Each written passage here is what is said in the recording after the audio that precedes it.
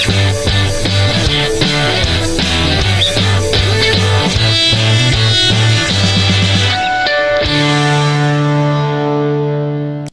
everybody, welcome back to another episode of Awesome Sunday Show. Connor here.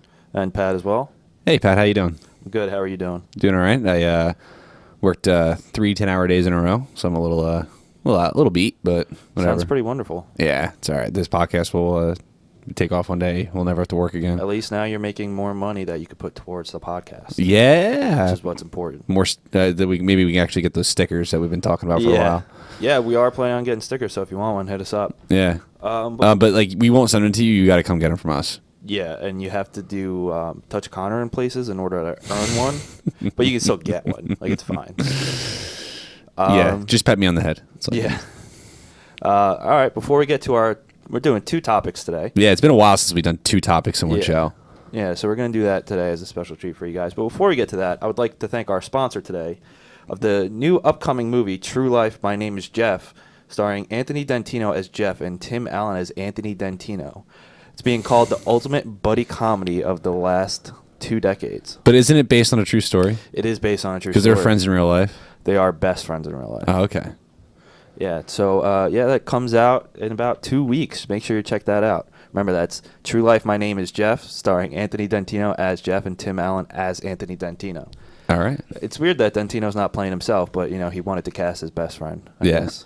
I mean, it makes sense that Tim Allen would play Anthony Dentino. Yeah. I mean, they're almost the same person. Yeah. There's a lot of similarities. Yeah, I believe it. Yeah. Anyway, moving on.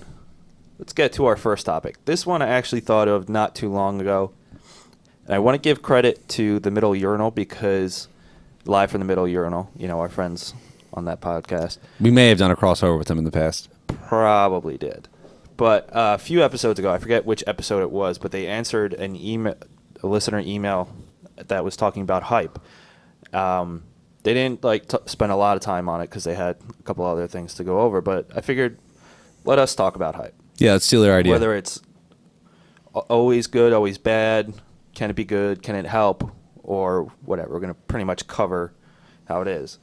And it's good that you have a lot of recent examples that can benefit both, or you can argue both sides of whether hype is good or bad. Such as Batman v Superman. The best examples would be the most recent comic book movies. Batman vs. Superman, which is Connor's favorite movie. Suicide Squad, which Connor loves even more. Hate that movie more. X-Men Apocalypse, and Captain America Civil War. Yeah. I mean, obviously there are way more movies, but those are the most recent ones that had a lot of hype behind them. Mm-hmm. And may or may not have lived up to the hype. Yeah. The hype either didn't pay off or it paid off very well. Yeah. And then we could also talk about TV shows too, but before that, how do you feel about hype? Do you think it's something that can be good, always bad, or something that people should try and suppress? It's necessary. Right. So hype is necessary. You need hype. Whether your movie deserves it or not. Mm-hmm. You need to make money. You need to make money. You need people to see it. Yeah. You need to advertise. You need to get it. You need to get it going. There's natural hype. Sometimes, Captain America Civil War had a lot of natural hype behind it. Yeah. Batman v Superman. Batman v Superman. It had a lot of. There was a lot of hype behind the advertising. And the fact that it was arguably the most anticipated superhero movie of all time. So, reason being because it's Batman vs Superman. So you need hype, whether it's going to be good or bad for your movie. Mm-hmm. So that's why your movie better be pretty damn good. Because look at big budget movies that completely bombed. Not like Batman vs Superman bombed. Like, movies still made money, not to what Warner Brothers wanted, and it was below expectations. Yeah, and critically, it was a failure. Like the new Ben-Hur, right? Or John Carter, or Gods of Egypt, or Gods of Egypt. There was hype behind that. No, well, I'm saying there was no. I'm talking about talking about how you need hype in movies that didn't have hype. How they just completely bombed. Well, Gods of Egypt would have bombed, hype or not, because it was a horribly written and produced movie. I never saw apparently. it. I didn't see it either, but it has an abysmal critic and fan rating. Yeah, but what I'm saying is like, you know, you need hype. I mean, like, look at movies that weren't very successful in the box office but have done well critically, and over time people have grown to love. Like Tim Burton's Nightmare Before Christmas didn't make a lot of money when it first came out, because I to be honest, I couldn't even tell you if that movie came out around Christmas time or Halloween. I was also super young at that age. Yeah. So it's kind of a confusing movie. Now those type of movies can make money, especially because Tim Burton's such a huge name. His movies are very hit or miss now, but back then there was a lot of, there was at least there was some value to that. You need hype is so important for a movie. Studios want hype. So, but the problem is that if your movie fails critically or audience wise, or just flat out sucks. I mean, movies like Batman vs Superman and Suicide Squad, as most recent examples, can prove that critical rating is not everything, because they still made a bunch of money. But dude, did they underperform? Yes. They fell like, I think both movies fell. Well, their second weekends fell 60 to 70%. Yeah. In box office. Things. I know. Batman vs Superman was like 68%. Yeah. Suicide Squad was close to that, but Suicide Squad did set an August record. It beat Guardians of the Galaxy's record. Yeah, but I wondered when Guardians 2 comes out. Oh yeah. Yeah. Yeah, but like some notable flops of huge budget movies. Like I said, the new Ben-Hur remake, which why even remake that? See, and you know what? That didn't have any hype because I didn't know about it until I saw someone post it lost like almost $150 million. I had no idea they even remade it until I saw that like a couple weeks ago. No, I knew they were remaking it, but I was never going to go see it. Yeah. John Carter, that movie that Disney made a few years ago, lost like $200 million. Mm-hmm. The Lone Ranger. Wow. It had a huge budget. It had like a $200 million budget, which is like superhero comic book movie level budget, or major action movie level budget, and lost more than its budget cost. Yeah. I had another one in mind, but I completely forget it. A lot of people say that movie wasn't as bad as it when it first came out. I've never seen The Lone Ranger. I remember seeing the previews for that. I was like, that movie has. I don't know who that movie appeals to. Yeah, because it did seem like it was a poorly or awkward marketing because you didn't know who to appeal to. I don't even think Disney knew who they were really trying to get to see it. But even then, like, well, the whole like old TV show adaptation to movies is kind of past. The only one that's still successful is Mission Impossible, because that's essentially a series in itself all over again. Yeah. I don't even know if it follows. I never seen the original series for that. And those movies have been proven to like not work. Like look at Wild Wild West with Will Smith and Kevin Kline. At least we got that sick rap. Yeah, we got that was pretty good. I'll give him that. And what's his face that played the villain with no legs? He directed Thor. I don't know his name. Yeah, I forget it off the top of my head too. But he's like a good actor, and good director too. And that movie, like, I don't understand what Hollywood sees in reviving old TV shows into movies because they had the name established. Yeah, but they count on people who like the show to go and see the movie. But now what they're doing is who's alive that watched The Lone Ranger, like, legitimately? And also too, those shows did not last very long. Yeah. Well, I don't know. I mean, I'm sure there are people alive that still watch The Lone Ranger that are still alive, but I don't think they're the same people that would go see the movie. Yeah, and so like, where's the hype for that? Yeah, and then going from TV shows to the movies, like TV shows being turned into movies. Now the opposite is happening almost every day. Movies are being turned into TV shows. Yeah, just like in our previous episode about TV shows we're hyped for. Yeah. I'm really excited for Exorcist. Yeah, there's one that's coming out that looks absolutely shitty, starring one of the Wayans brothers. I don't remember which one. Oh, it's Lethal Weapon. Lethal Weapon. Yeah. I think that's going to be awful. Yeah, and you know you what? Can't capture recapture the magic that was Lethal Weapon. That was all 4 Lethal Weapons. Yeah. All of them are good. I know a lot of people don't like 4. I love Thor. I think 4 is great. I mean 4. I said Thor. Yeah, they're all good. I can literally recommend all the movies. Even like I think the third one is the weakest one, but like I can hype those movies. Like, Yeah. but it's still good. because they live up to the hype. You can't recapture that magic on this TV show on Fox. It's just not going to work. No. Not to mention, I think it's Damon Wayans.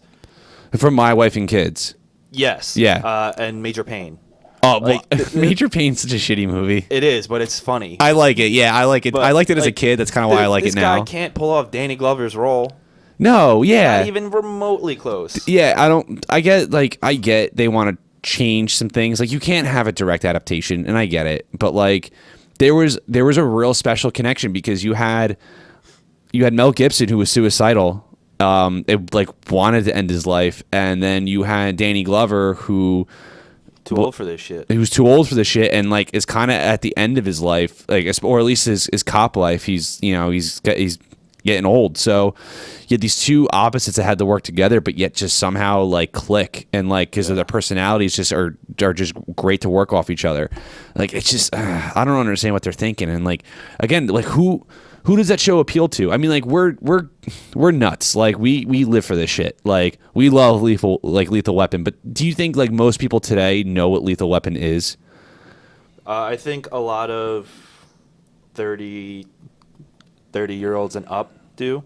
Like I know my dad does, and he's like 55, 56. But is he excited for Lethal Weapon, the TV series? No, and surprisingly, like he looked at the show and he goes, "That's not going to be good." But my dad loves Bachelor, Bachelorette, Big Brother, and all that bullshit. So him saying that show looks terrible that means it's terrible. And my dad claims he likes those shows because they're bad, and he just likes watching garbage. Still, if he likes watching garbage, he'd watch Lethal Weapon. I hope your dad listens to this. Yeah, right. My dad doesn't even know how to work the TV. Yeah, it's just like like the people that we bring on the show, like we have to also we kind of also have to like take in mind like we're not the general public. Most people like if I talk to a random guy and like, yeah, I've seen all 4 Lethal Weapon movies, they're gonna be like either I've seen the first one or the second one, which is the best one, or I've seen or I never even really heard of that. And they'll be like, oh, like that's Mel Gibson with a mullet. Yeah, I think that's on TCM or that's on AMC sometimes. Yeah. It's So like it's weird. that's and like that kind of goes back to the hype. Is like where is the hype for that show? Like that show's gonna bomb. Like I guarantee it. Fox it's commercial. I mean, obviously Fox promotes their shows more so than anything else. Yeah. On their own commercials, but it's like 1 out of every 4 commercials is Lethal Weapon. Yeah. Like they're showing less commercials for The Exorcist than they are for Lethal Weapon. And that sucks. I think The Exorcist actually looks better. It does look better. You And know? it looks like there's actually going to be quality behind it and like some faithfulness. It may or may not be good, but I can tell you what, there's probably more effort in that show than there is in Lethal Weapon just by looking at the coming attractions for it or the commercials or whatever. Yeah. And so hype is necessary. And I think where hype becomes a problem, and this applies to literally any sort of medium, be it movies, TV shows, video games, comics, any book, it becomes a problem because the fans, obviously there's already hype built around it, but the fans take it sometimes too far and overhype it themselves. Yeah. Like they, and obviously that's really good for movie marketers or whatever, whoever's marketing said product. It's less money they have to spend. It's less money they have to spend for people to hype it up. And like with No Man's Sky, most recent video game adaptation that I heard it was shit. Had exceptional hype. Granted, what the gamers were promised in past trailers and then in a lot of interviews from the CEO of the Happy Games, I think it's called, a lot of those features were completely cut out of the final product. Oh, yeah, that's another reason. Which is shitty. Yeah. So the people who bought, were lied to. But for years, this game was announced like 3 years ago or something. The general audience or the people who wanted the game themselves created even more hype that caused such a big letdown on top of those features being cut out. And they were like some really cool features. I got the game. And if you set aside the hype and accept it for what it is, it's a exploration, mining, crafting, with some survival in it. Like, you accept it for that, you'll enjoy it. And that's what I accept it for, and I enjoy it because I put aside all the hype, and I just like, I don't care. Like, I got what, I mean, I spent a little less on it because I got a Best Buy discount. Gamers Club is a great deal, by the way. It is. It's better than the employee discounts. It is. It's real. It's worth it. And you know what? I got like 6 years of it because when I bought my PS4, they gave it to me for free because they had some promotion going on. And then I had to return that PS4 a week later because there was a software update that crashed it completely. And then they're like, okay, here, you know what we'll do? We'll refund it, put it on this gift card, and then you'll pay with that gift card for it, and we'll get you even more Gamers Club. And then they gave my brother also Gamers Club. So I got like 6 years worth, which is awesome. Great deal. Not that Best Buy is sponsoring us, but hey. Maybe one day. But it's good info for you people who like to buy video games. Yeah. I mean, I work there, and I'm not in uniform right now. I can honestly tell you the Gamers Club Unlocked is actually pretty sweet. Yeah. And but the game was way overhyped by the people who wanted the game. Yeah. So on top of fans overhyping it, and then the developers cutting out features they promised, that's why the game suffered so much. But you accept it, bare bones for what it is. It's fine. It's enjoyable. Like, if you like Minecraft, you'll like this game, pretty much. Yeah. But I played Minecraft for like 30 minutes, and that's it. Yeah, I wasn't a Minecraft fan either, but I do like this one. But the same thing, Star Wars Battlefront. Oh, I saw that coming from the get-go. Yeah, I did too, but there was still so much hype. As soon as it was announced that a new Battlefront game was being made, people lost their shit. I was so excited.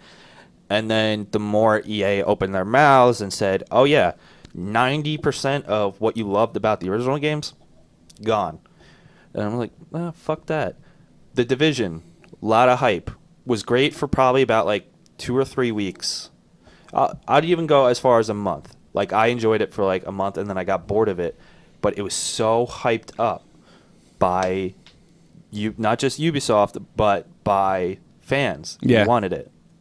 It's the people that feel like they want to profess they spent their money, at something they think they can trust. Yeah, people. They don't want to deny. They don't want to accept that, like, hey, you kind of bought a subpar product. Well, it's not that even the game was bad, because it delivered what it promised. The mechanics were fine and everything. It's just people overhyped it, thinking it was so much more than what it was, which often happens. It happens way too much with video games. Which I think led to the game losing 93% of its daily users within like 3 months or 2 months or something. Took a little longer than Niantic did. Niantic took a little shorter to lose that many users. Yeah. But that's all on them. But Pokemon Go had amazing hype, and for a while it lived up to the hype. Well, they also didn't promise anything. That's the one thing I love about the Nintendo. One thing they promised is like, you can catch Pokemon in real life in this augmented reality version. And they did say like there are more features coming in the future. Like, and you know what, man? Like, people shit on Nintendo for their consoles, but you know what? Their consoles are very hit or miss. Like, Wii U sucks, but I love Wii U for the games. So like, I love Wii U overall. But dude, they don't lie like that. I mean, not that they haven't lied in the past. They, like, every company has. But like, for the most part, when they say this is the game, this is what you get, here it is, like 95% of the time, they're right. Yeah. And the reason the game has lost so many users is because of the developers, which is not Nintendo, it's Niantic Games. Yeah. Because they removed a whole bunch of features that they already installed, and then instead of just fixing ones.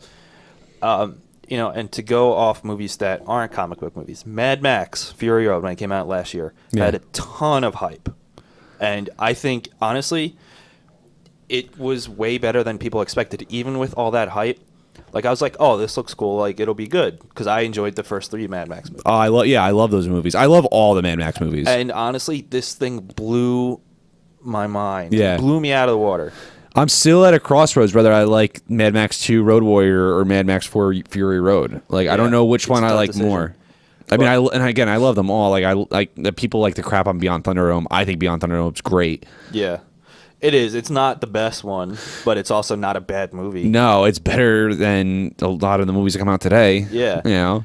Yeah, but that's a thing that had a small hype going, and then as soon as it released, the hype exploded, and it made a fuck ton of money, and was one of the best movies of the year. Yep, never number one at the box office, but it was consistently number 2 or 3 for a while. Yeah. And I think that's because people didn't really like. I think a lot of people were on the fence whether it was gonna be good or not, because it's like, dude, the guy's 70 years old.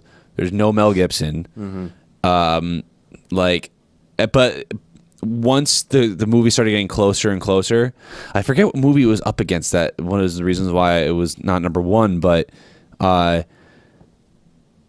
people like there was like press screenings and like early like critic screenings and everything like that, and everyone was like, "Yo, this movie is awesome!" Like, and then it shows. I mean, it was nominated for Best Picture. When is a movie like that? The last movie I can remember that was like big blockbuster budget, like summer movie. I don't know if Lord of the Rings came out in November, I believe, when they were released in theaters. Yeah. When did Saving Private Ryan come out? Do you remember the month? I don't remember when that came out.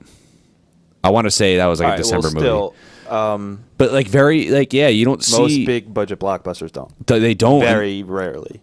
And that was well deserved. I mean, like, I'm, you know, I follow the Academy Awards. You know, and again, I love watching the award show. I love that night. You know, I enjoy it. I always request off work for it. But like, there are things that piss me off. You know, like, why can't Chris Evans be nominated for Best Actor for Captain America? Why? Because he wears a giant A on his cap, on his hat. You know, so I have my criticisms, but then it's like, I feel like the Academy doesn't care about the hype with certain movies. They care about who pays them the most to get them that award. Or I don't know. We don't know if that's true. It has happened. It does happen. It does. I'm not saying it always happens. Well, it's campaigning. It's campaign. Yeah. So people who pay him off. Like apparently Harvey Weinstein has done it several times. But you know, that's whatever. It doesn't always happen, I'm sure, but it does happen. I mean, you can't. They even but like, even like that doesn't bother me that much because it does bring back, like, if a movie that was released in let's say March or April that like has been grossly overlooked or has been kind of forgotten about compared to a movie that comes out in like November or October, for award season. Yeah, it's like that's an easy movie to overlook. Like, I remember when The Dark Knight Rises was being campaigned for Best Picture or for Academy Awards. Literally, there was a poster that had critical reviews on it and it says like considered for nomination. So that doesn't really bother me that much. That I think you should be allowed to campaign your movie for that. Granted, yes, could there be advantageous purposes for it? Sure. And like, there's some studios or some people that just can't campaign for their movie because it just didn't make money, and that sucks. But I mean, I don't know. At that point, it comes down to the quality of your movie. Yeah. And also too, I mean, winning an Academy Award doesn't really mean anything to me. I watch the award season because it brings up good movies and it brings hype to good movies that may not have that luxury of gross amount of advertising, but you know, whatever. Like, some of my favorite movies of all time have never been nominated for any awards, so fuck it. Yeah. But so hype can be really beneficial. It can destroy your reputation too. But I think. And also, lack of hype is very detrimental, no matter what situation. Look at Scott Pilgrim vs. the World. Excellent movie, awesome movie. But the problem was there was a small amount of hype by people who already knew the property, but it was marketed so poorly that general audience hype, like of people who had no idea what the source material was, were like, oh, this looks weird or whatever. Yeah. So it didn't make its budget back, but then once it came out on DVD and Blu-ray, made a shit ton of money. That was like The Matrix, though. Yeah, it was like The Matrix. It happened with Fight Club, too. Like, when it's poorly marketed, you can't build the hype. Yeah. And hype is very essential, whether it's, you know, humongous hype or, you know, just a decent amount of hype that you need to get, like, some return. Yeah, but, like, let's look at some careers that hype has, you know, ruined. Like, look at the Wachowskis, speaking of The Matrix, you know. Their movies were hyped after hyped, and a lot of people went to go see them. And finally, it was just like the audience was like, "We're done." Yeah. You know, like Jupiter Ascending. That movie sucked. Like, see, I didn't see it. I saw the trailers. I'm like, this movie fucking blows. Just Sucked so the hard. thing is, like that they have really declined in quality though ever since the first Matrix. Did you ever see Cloud Atlas?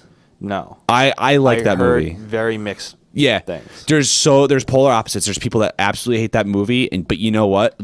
I can't really argue with them because like there are reasons why they hate it. I completely understand, but I do like it. I don't like it a lot. I like it for certain other reasons, but again, I don't want to get into it because it's a different subject. But yeah, the hype has killed their career. Yeah, and you know what? Somehow they're still getting work. Like they had that Netflix show Sense8. I heard it was shitty. I heard it was shitty too, but like their career was built on one movie and they haven't delivered since. I think their career has gone on longer than the next person I'm going to name, but his movies have also been severely hyped because of his first movie, which was, I'm talking about Neil Blomkamp, or Blomkamp, however you say it, with his first movie, District 9, which had like no hype but came out and was phenomenal. And like that's what launched him into this big position. But like the movies he's done since then, like Elysium and Chappie especially, had hype and then bombed because they were just not good movies. Yeah. So, I did not like Elysium whatsoever. And now he's going to direct Alien 5. It's technically going to be. Yeah, it's going to be Alien 5 because Listen, the next Prometheus is technically not an Alien movie, but it's called Alien Resurrection or some bullshit. Well, Alien Resurrection was the fourth one. Then what the hell? All right, well, it's Alien. Oh, It's Covenant. Oh, okay, Covenant, okay. that's what it is. But yeah, like Neil Blomkamp, granted his career has not spanned as long as the Wachowskis, but still, it seems like it's a similar thing. Like he had one. Well, also too, District 9 is not this gem that people bring it up to be. Like, I don't know. I like District 9. Mm-hmm. Like you gave me a look like what the fuck. Like I thought it was really good. no, it's good. Like it's a good movie, but like there's some people that like see that as like the sci-fi holy grail, and it's not. I'm sorry, it's not the sci-fi holy grail. It's a solid 8 out of 10. I would never say that. Like I don't think that's the case. It's a very good sci-fi movie, but it's Oh, dude, like it's not the holy grail. yeah, like there's some people But that if you think about it, that movie came out of nowhere. no, it did, and it totally deserved the attention it got. But like there's people who like overhype that movie. Like I would say like a solid 8, maybe 7.5. I have to watch it again. I haven't seen it in a couple years, but like See that's again audience overhype it. yeah. Even though that movie does deliver depending on the level of hype you have or exceeded it, but I mean that launched Sharlto Copley's career, the main actor. Yeah. He didn't even want to do it. He only did it because he was a friend of Neil, and he's like, "I need you to do this." But yeah, so far, like, And he hasn't had a very good string of movies lately either. very hit or miss too. Like he I don't know, but yeah, his career, his last few movies, a lot of hype, shit delivery. Wachowskis, a lot of hype, shit delivery. I'm trying to think of like the good movies that the Wachowskis did besides The Matrix, and like The Matrix Reloaded is enjoyable, but like it's not that good of a movie. Speed Racer was garbage. Visually, it was pretty awesome though. Yeah, it was visually great. It was a garbage movie. Oh yeah, like other than the visuals, I mean John Goodman was great, but The casting was on point. yeah, it was just a terrible movie. Let's see some other stuff they did. They really haven't done a ton of stuff. Well, the problem with the Wachowskis is that like they're huge fans of anime, and you can just tell by looking at their movies, like how they work and how they look, and even kind of how the people act in certain ways. And like again, I'm not the hugest fan of anime, but I've seen enough to know like when I see like an homage or an like something that's taken directly from, and like especially if you look at the first Matrix movie, like that's kind of shot and acted like as if it were an anime. Like I almost would feel like that fits into an anime world. Yeah. And like they even acknowledge, and like there's even the Animatrix, which was probably the best Matrix movie, like altogether. Some of those shorts are awesome. Yeah, you're right. But yeah, their movies again hype. Although now they're getting considerably less hype because of how. What's the last movie they did after Jupiter Ascending? Did they do a movie after Jupiter Ascending? No, they did Sense8. that Netflix show. Yeah. Yeah, and then you have, let's go talk about Star Wars. The 3 prequels had probably the biggest hype in the world at the time. Yeah, I Like, remember maybe as a even kid. ever. And talk about shitting on a plate and serving it to you. Yeah. But The Force Awakens, again, had not the same level of hype because there was a lot of nervousness to it, but had a lot of hype and met the hype. Yeah. Like it met the hype. It was one that delivered on its hype. Yeah, I'm not gonna lie. There's not that much hype for this new Star Wars movie, and I Rogue think it One, looks and great. I think the reason is because people are getting really nervous about reshoots being done. Which that happens for every It literally movie. happens for every single movie. Yeah. And like it's, Even small budget independent movies do reshoots. yeah. And come back and reshoot Yeah. stuff. Oh, It's not an uncommon right. thing. And you know what? It's probably better that it's going through reshoots because a lot of the movies being reshot because it didn't meet Disney standards, which is a good thing. Like Yeah. a lot of movies benefit a lot from reshoots, whether it's just a couple scenes or a lot of the movie. Some of them benefit a lot. One that didn't was Suicide Squad because the reshoots forced in and made it awkward, but To say the least. to say the least. But like even The Force Awakens had reshoots. All the Marvel movies do reshoots. Oh, all the time. Like every movie has reshoots built into it. But now it's kind of a taboo thing to say because of Batman vs Superman and Suicide Squad. Yeah, like Suicide Squad would have had reshoots regardless because like that's just how it works. But I think people once Batman vs Superman came out and it was like bombed, people were like, oh, now they're reshooting it because Warner Brothers is scared. Like they thought the reshoots were a result of Batman vs Superman. It probably would have happened anyway. But with Rogue One, which I think there still is a lot of hype, not nearly as much hype as there was for The Force Awakens. Yeah. But people shouldn't be nervous because of the reshoots. I think you should still be hyped because it looks awesome. Yeah, I think it looks great. And it's being reshot because it didn't meet Disney standards. Disney has very high standards. Yeah, and especially as they should. Especially since Disney had a lot of bombs before like Marvel really like kind of took off and Star Wars took off, and what other property do they have that I'm not thinking of?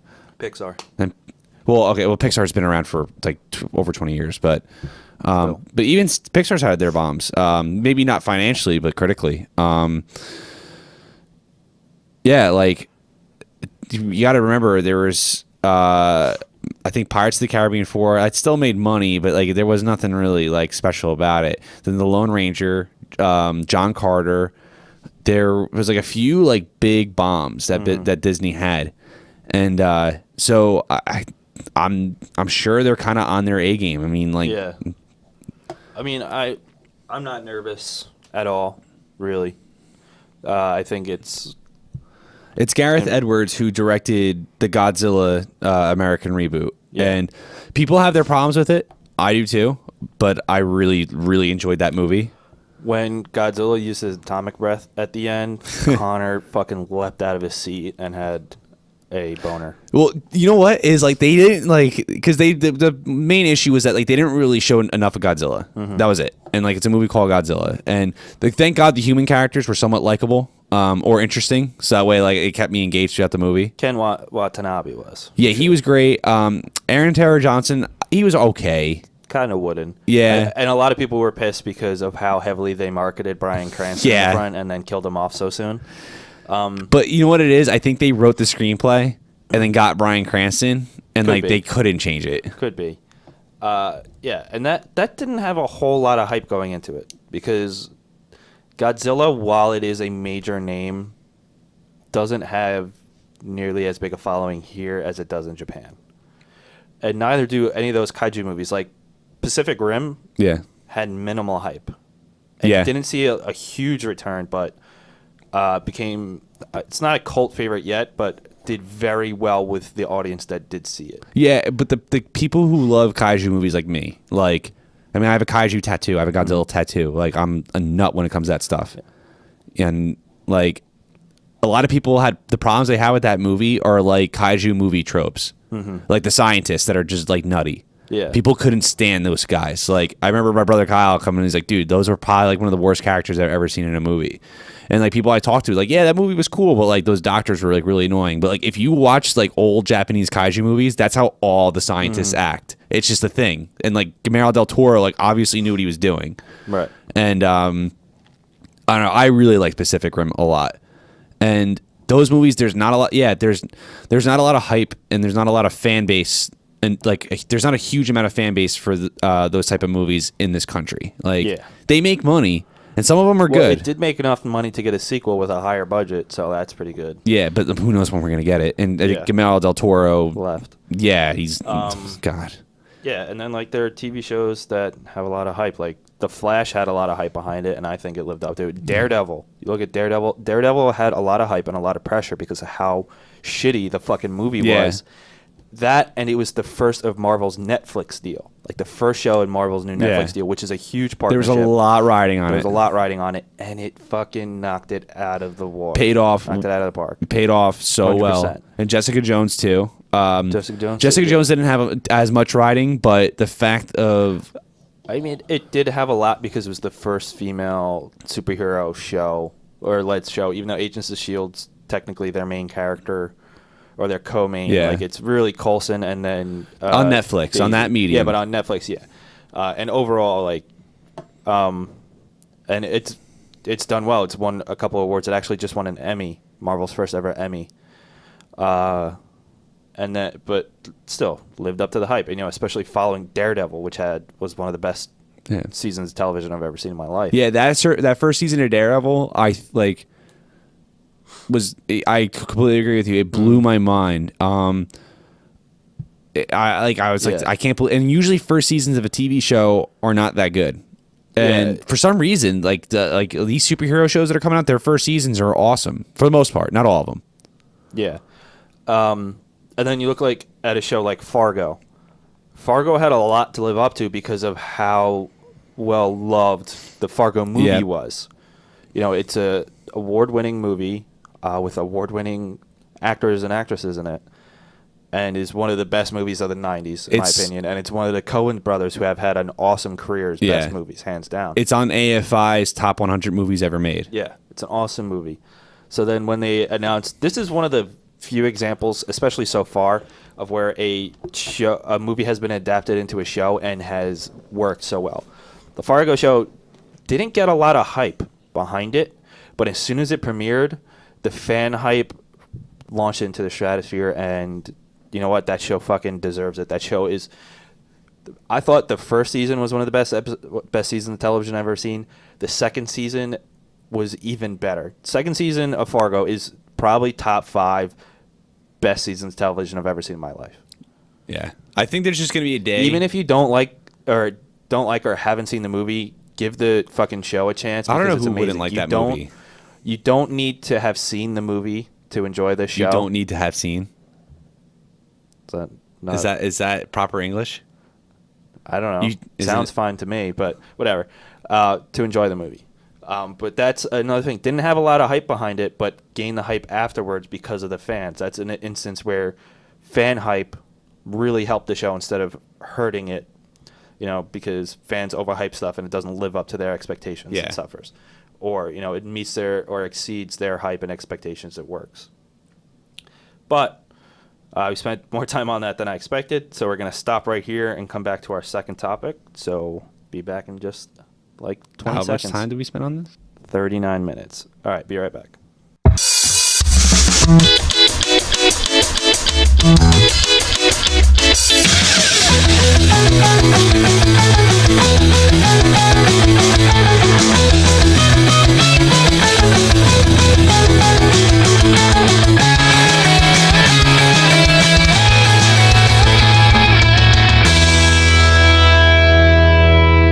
All right, guys, welcome back to our second topic. This one is going to be very comic book related and comic book movie related. Which is pretty much how this podcast started. Yes, and is appropriate for a Sunday. We're going to be talking about Spider-Man villains we want to see in the movies. We've seen a couple already, you know, in the Sam Raimi trilogy, and then in the 2 Amazing Spider-Man movies, for better or for worse. But there's some, we have a new Spider-Man saga starting, Yeah, coming out next summer. The hype is real on that one. The hype is real on that one, and that's something relating to our topic that we just did in the first half. Yep. That hopefully lives up to or exceeds the hype. So we're going to talk about. I'm going to name some that have already been in the movies, and I really want to see again. But done right. Done right. And then ones that haven't been in the movies that may have been on the TV show or in some of the video games, but I would really like to see in the movies. Mm-hmm. Connor, would you like to go first? Yeah. Do you want to just do all of them listed and then you go, or do you want to just go back and forth with certain ones? Just list all yours and then All right. we'll just talk off them. I got 6. I just these are ones that I've really enjoyed. I think your list is a little longer. Not that I don't want to see other villains in the movies, but these are ones I've always really wanted to see done right or done well. And I think that really bring a great dynamic to the table for a solid movie. So my first one that I really want in a movie is Mysterio. He's actually the one I really want to see in the movie the most right now. I agree. It's a great choice. He's on my list too. Yeah. Mysterio is Quentin Beck. His powers and abilities, he's not really a superhuman whatsoever. He's a special effects and master of illusions. He's also technically a magician, but he doesn't really use magic. It's more for showmanship. He's also a master hypnotist too. Yeah. So he essentially can kind of does robotics and stuff too. Special effects master. Yeah, it's pretty much what he is. And I think as far as a movie that uses a lot of special effects like Marvel and comic book movies, I think that would be really cool. And how I would bring him in, this is as much time I was going to spend on this guy because I'm just going to kind of go through the list like normal. But I would love to see Mysterio in a Spider-Man movie because I would love to see Spider-Man use his webbing, all stuff, use all the CG for that, especially because the CG is so good for the Marvel movies right now. But I would like to see Mysterio use more practical effects and kind of mash those together. And I feel like that'd be really interesting visually on screen. Yeah. And I think a lot of people, old school special effects movie lovers and guys, would love that aspect. And it also bring the new crowd in. And I think Mysterio is just a cool character. Mysterio is a really cool character. Yeah, he's got a giant 100% fishbowl agree. in his head. He looks ridiculous, but it just works somehow. He's great. He's Yeah. very overdramatic, but I like him a lot. Yeah. And he's definitely on my list for sure. Yeah. Another one, Kraven the Hunter. On my list as well. Great character. yeah, He was actually rumored for Spider-Man Homecoming before the Vulture was confirmed to be. Right. And I think I think they're going to bring in the more Stan Lee, old school Amazing Spider-Man because of how young Peter Parker is. I know this will probably piss off a lot of fans, and this guy's on my list, I'll bring it up later, but I think Venom is probably not going to show up for a long time. Unfortunately. Well, not in the Spider-Man universe, but there are plans for a Venom movie that's going to take place completely out of the new Spider-Man that'll universe, never which is happen. stupid. It's never going to happen. It's already in development. But But just because it's in development so doesn't is the mean it's Gambit actually gonna movie. happen. Yeah, sure. So is the Gambit movie. Scorpion, Matt Gargan. Good choice. I really like his origin. I like the fact that he's kind of has more of a vendetta against J. Jonah Jameson.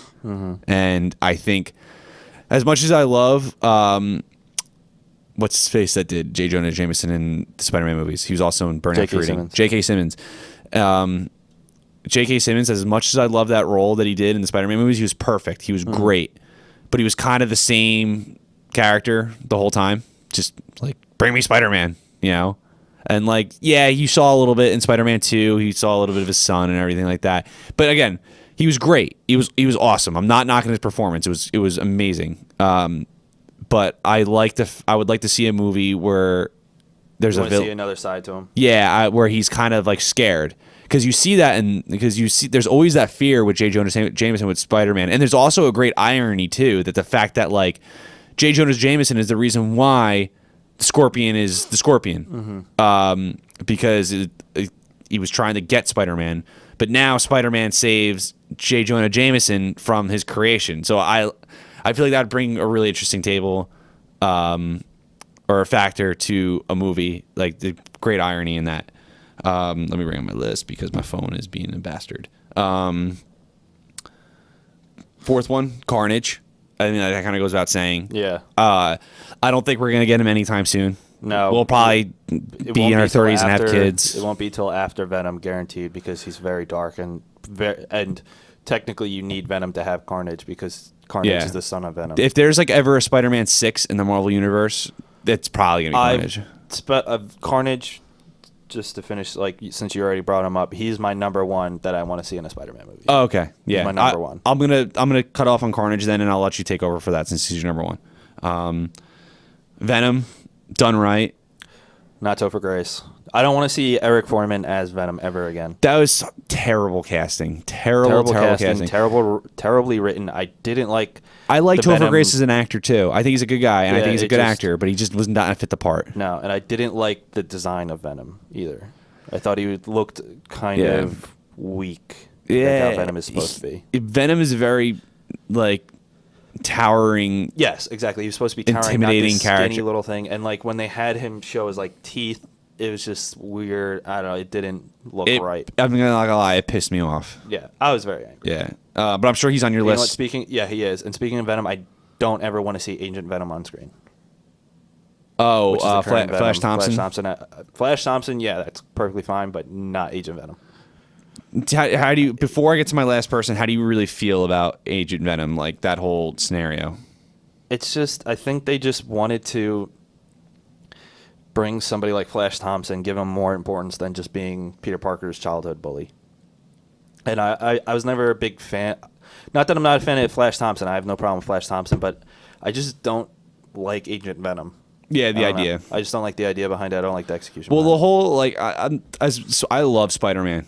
Like Spider-Man is my second favorite superhero ever, but I don't like what they're doing. I the past few years I hated what they've been doing with him. Mm-hmm. I like the whole anti-Venom, all the whole like the symbiote family's been around for a while, but like They're just taking stuff in weird directions. yeah, Spider-Man making a deal with the devil, Doctor Octopus taking Horrible. over his mind, and I know See a lot of that? people like that.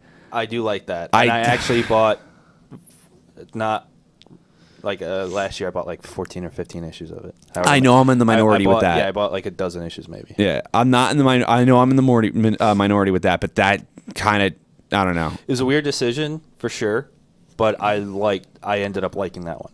But when they rehashed that and made Superior Venom with Doc Ock taking over Flash Thompson's mind to become Superior Venom, I was like, okay, you just did this, Yeah.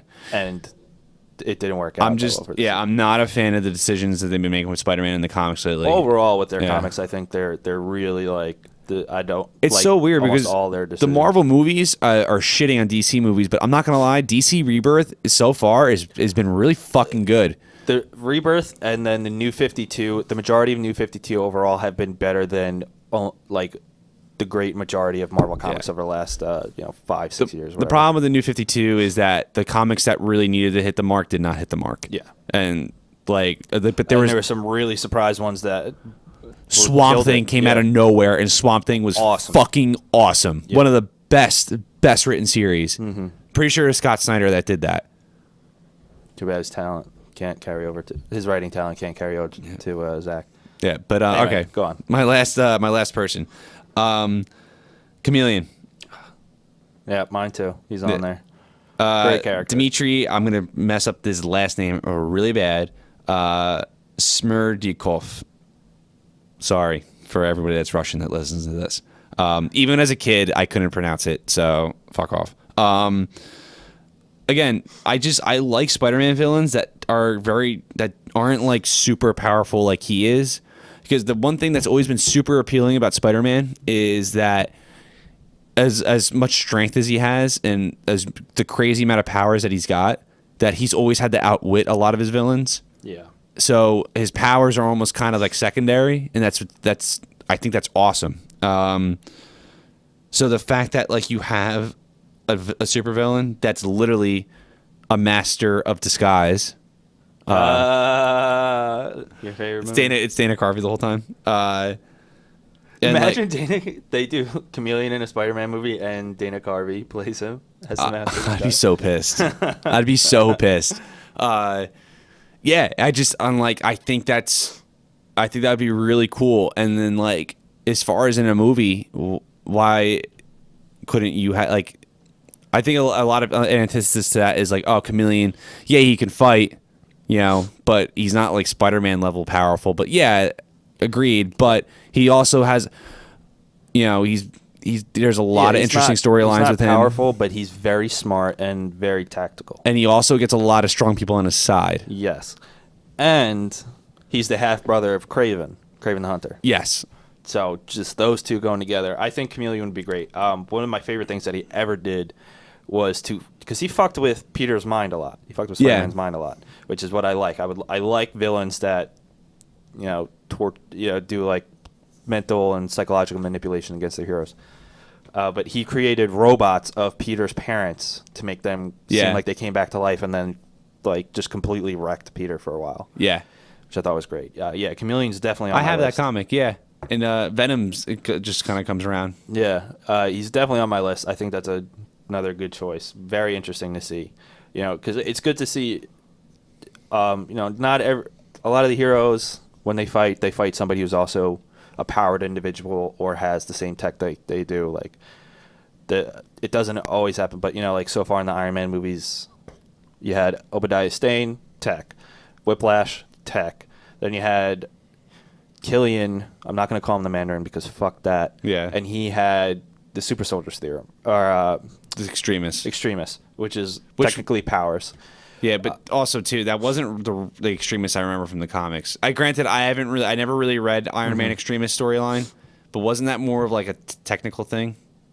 No, he turned it into tech. He made an Iron Man suit out of Extremis. Okay, Like, out of all the right. Extremis formula that came out of his skin. All right, yeah, I don't really know much. Like when it comes to Iron Man comics, didn't read a lot of them. All right, but yeah, I think that'd be a good counter effect. You have this powerful, superpowered teenager against this master manipulator, literal chameleon because of all. And I think it would be a huge challenge to Spider-Man because this guy is master of disguise. Like he really, Yeah, I hate saying he that. He truly is, and so like it would make Peter question like everyone around him because of how good this guy is at what he does. But also too, like Venom and Carnage, that it's because the story, even though Chameleon is Spider-Man #1, issue 1, or Amazing Spider-Man issue 1. It's actually the first supervillain ever in Spider-Man history, wasn't Yeah. Yeah, like he's technically Spider-Man's first villain. he? Yeah. So, but like I feel like the reason why he would have to be another later movie villain is because of the storyline with Peter Parker's robot parents. I mean, that can be taken. They don't need to include that. Yeah, So they can still work around it, but that would be really cool to see. Again, that's just my theory or thought. Right. All right, so I'll get into my list. About time. Hey, man, you were the one talking. Yeah. Obviously, Carnage. I think Carnage is one of my favorite Spider-Man villains, and I would love to see him in the movie because, first of all, he's really powerful. He's even more powerful than Venom, and he's more fucked up than Venom. And I like Cletus Cassidy because he is a serial killer, but the symbiote is crazier than he is. So them together is a great team. Plus, he's more difficult to fight than Venom, so it's an even bigger challenge Yeah. for Spider-Man. And then I like when Venom and Spider-Man team up to take him down. Yeah, and like that because any excuse to bring Spider-Man and Venom to team up is awesome. Yeah. And also like the thing I've always liked about Carnage is that he's this kind of like a Batman villain in Spider-Man's world. Yeah. Yeah, he's just absolutely insane. But he's crazy powerful. And just because personality wise, like I always like, wow, He like is. This is a loose comparison, but he's similar to the Joker, in a way, because he's I can see what you're saying. psychotic and just doesn't give a shit of who he hurts around him. Like he kind of just does stuff just to do it and to hurt people. Mm-hmm. But obviously, there's big differences, but there's similarities in them too. But yeah, I love Carnage. I would love to see him. You already said Chameleon, Mysterio. Did you say Craven? yeah. All right, Craven, Venom, obviously. I would like to see Hobgoblin. Yeah, good choice. I didn't think of him. There's 4 or 5 of them. I Dude, think I don't fucking know. there That's is something like that. Like there is a big number of them. That's another thing that pisses me off. Again, I love Spider-Man. Please don't be mad at me for saying this, but like the amount of people that take over I think there's like 3 Mysterios. Yeah. Like, come on. The one we were talking about is Quentin Beck. Yeah. That's what we want. But yeah, the Hobgoblins. There's two that like the two biggest names, the longest running ones, are Roderick Kingsley, who was the first one and had the longest tenure, and then Ned Leeds, who was the second one. I would rather see Roderick Kingsley, especially because one of the decisions I don't really like about Spider-Man: Homecoming is the way they're characterizing some big name Spider-Man characters like Flash Thompson. The guy playing him can't be a bully, but he's going to be like his academic rival. Okay, I guess, but I think that's more of like less of a creative decision and more of like there's gonna be a lot of kids seeing this. Yeah. So I get it. I don't like it either. I'm not huge on it. Nothing against the actor. The actor who's playing him is actually really good, Tony Revolori. But one thing that I was very annoyed by that they're doing is Ned Leeds is going to be one of Peter's best friends in this movie, if not his best friend in this movie. And he's played I'm not trying to talk trash about switching races of characters, but again, like he's being played by this short, tubby. I think he's of like Hawaiian or Asian descent. I don't remember, but like, just you turning a supervillain into this kid that's supposed to be his best friend. I don't like that decision, but I'll accept it because whatever. If it turns out well, I don't give a shit. But if that's the case, then I would like to see Roderick Kingsley instead.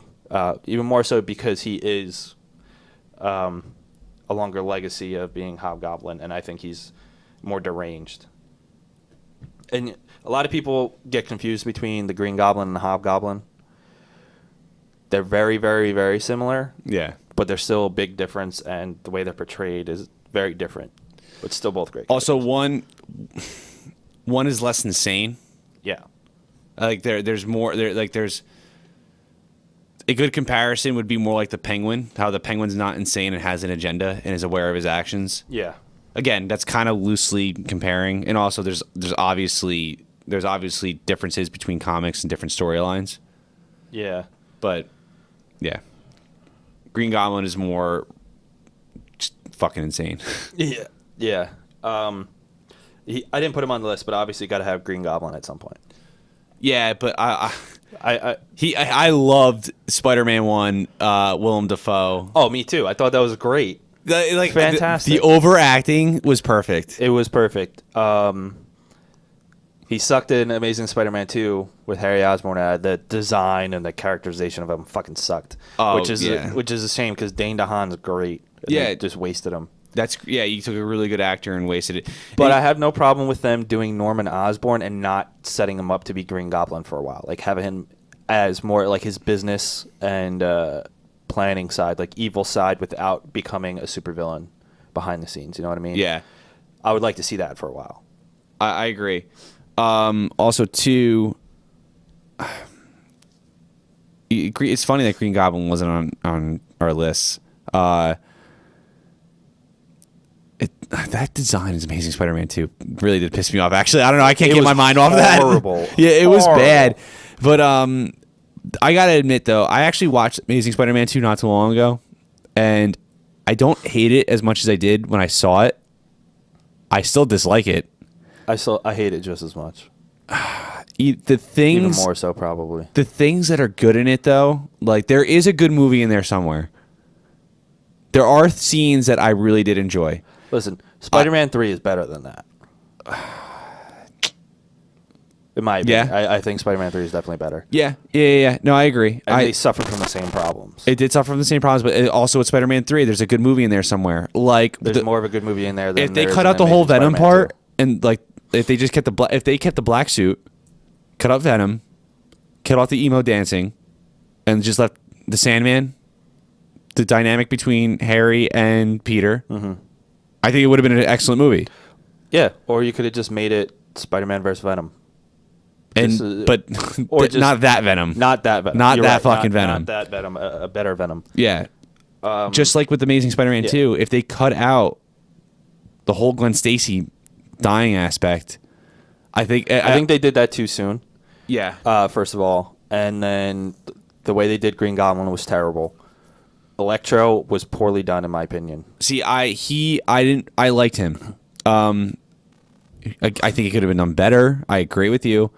But I liked the way he looked. I liked the character design a lot. It wasn't the design I get, and the I action liked the scenes were spin good they took, too.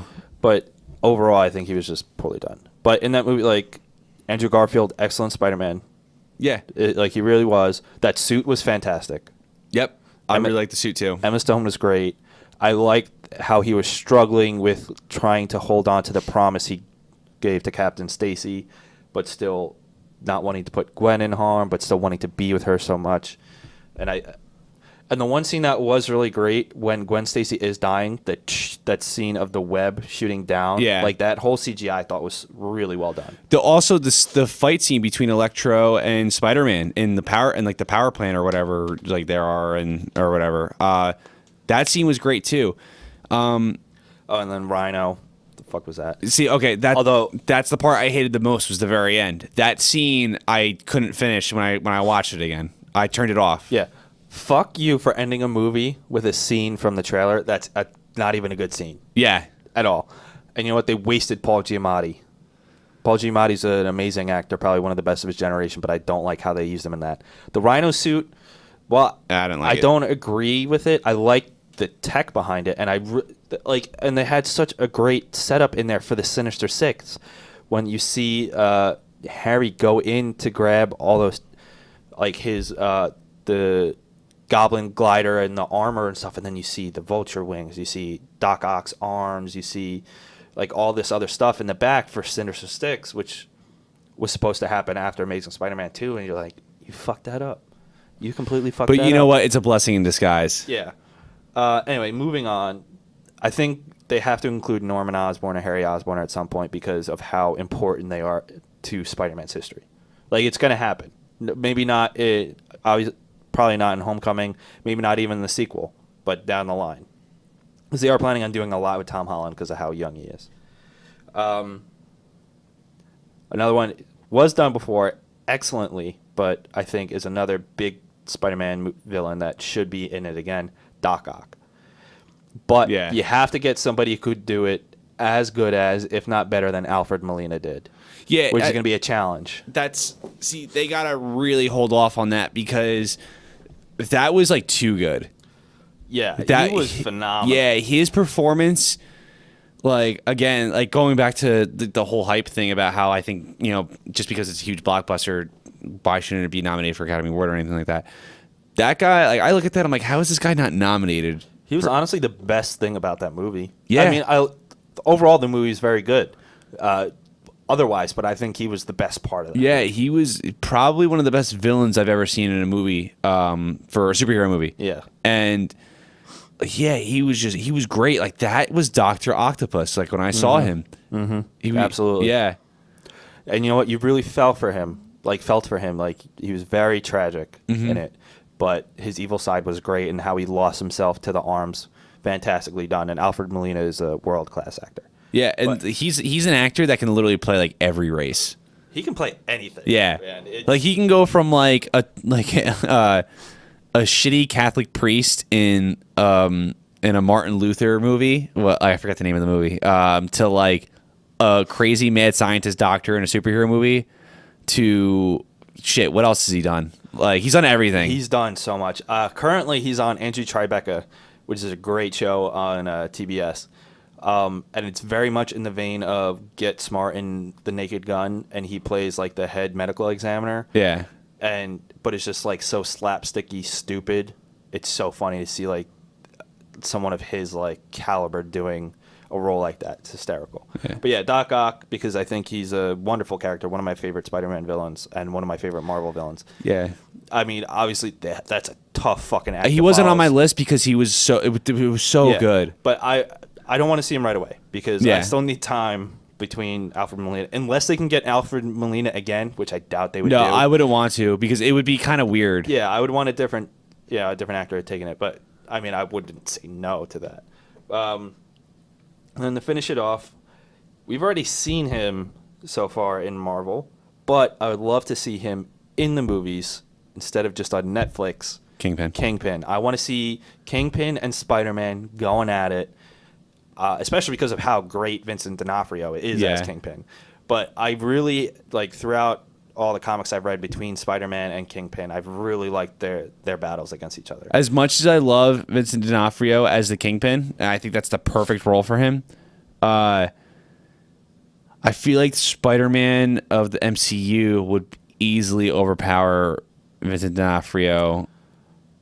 Because if you look at him in the comics, Daredevil is, even though it's because Kingpin in the comics is a behemoth, like bigger than Michael Clark Duncan was, and like Michael Clark Duncan, if he was still alive, has the stature, but I think Vincent D'Onofrio is a better actor. Yeah, like But Kingpin still, in the he's comics really is strong. absurdly huge. Yeah. Like he can overpower, like he can fight superheroes because of how just of he's his like, stature. He's like bigger than Shaq in the comics. But like, I want to look up his height because and his weight. I guarantee you, Wikipedia has it. I wish I knew offhand, but he's huge. So again, I would like. I totally agree with you. I would love to see it in a movie, but there's not going to be like a one-on-one battle He's between them. 6'7" and 450 pounds. That's enormous. Yeah, I know, but still, I think Kingpin in a Spider-Man movie would be awesome. Not that I'm complaining if he stays in, the Netflix verse, but Vincent D'Onofrio said, he knows when he's going to be in certain things. He's not allowed to talk about it, but so he's going to be back in Netflix, and then because all the TV actors for the Marvel shows and the Netflix shows, in their contracts, they have a clause that says they have to appear in a movie if Marvel decides they want to use that character. Yep. They're required. So I just want. And I like, just want why to- wouldn't you sign that? Exactly. Like you get put in the movie. Not only are you in a bigger production that more people are going to see, but you're going to make more money too. Mm-hmm. But yeah, I think I love Kingpin, and some of like there's this one comic page. I forget what issue it was in and what story, but it's of Spider-Man in Kingpin's like office lair, and he goes, "Hold on, before we fight, I have this list of insults I prepared." And he just rips on Kingpin, makes fun of him so much, and then like when Kingpin charges at him, he jumps out of the way and he continues, and he's like making fun of how, calls him like dumb, makes fun of how fat he is and all this stuff. But it's so funny, and I would love to see that, That would be great. especially because how they're writing the Spider-Man to be sarcastic like that. Yeah, which is great. I mean, he's kind of been like that in all the movies, but also too, like, I can believe Tom Holland being a kid that was picked on in high school. Mm-hmm. I can see that aspect. Like, he's very shy and like kind of to himself, but then when he's Spider-Man, he's very outgoing because you can't see who he is, and that's what I loved about Peter Parker. So the fact that they did that so well in Civil War, I think we'll get something like that in a movie. Yeah, you're right. But yeah, that about wraps it up on this. Let us know what you think about Hype. Join in on our discussion for that. Again, thank you, Live from the Middle Urinal, for giving me that idea. What Spider-Man villains do you want to see on screen? Do you want to see the ones we talked about, or are there some ones we didn't mention? And the ones we did mention and you do want to see on screen, who would you like to play them? Let us know in the comments. Hit us up on Facebook, Twitter, or you could email us at awesomesundayshow at that. One thing I want to talk about, our 100th episode is coming up soon. 100 fucking episodes. That's awesome. Which is awesome. And yes, we are planning something for it. Hopefully our plans for it get to work out. But yes, we will be doing something special for that 100th episode. But thank you to anybody who's ever listened between those episodes. Like I said, it's still a few episodes away. Anyway, but yeah, join in our discussion about the topics we have for this. If there's some topics you would like us to talk about, or some characters or anything like that, let us know. Hit us up. Yeah. Remember to like, share, comment, subscribe on YouTube. Share it on Facebook, which is facebook.com/awesomesundayshow. Follow us on Twitter at awesomesunshow. I'm at RickPatMick on Twitter. I'm at Less Than Connor. Make sure you download on iTunes, Google Play, Podbean. You can subscribe to them there too, and make sure you rate us, leave a nice little review or something. Yeah, please. Yeah, it'd be nice. Yeah, we'd like it. Yeah, we would like it. Yeah, guys, thanks for listening. And again, thanks to our sponsor, True Life. My name is Jeff, starring Anthony Dentino as Jeff and Tim Allen as Anthony Dentino. I'm really looking forward to that movie. Yeah, same. All right, guys, take it easy. Peace.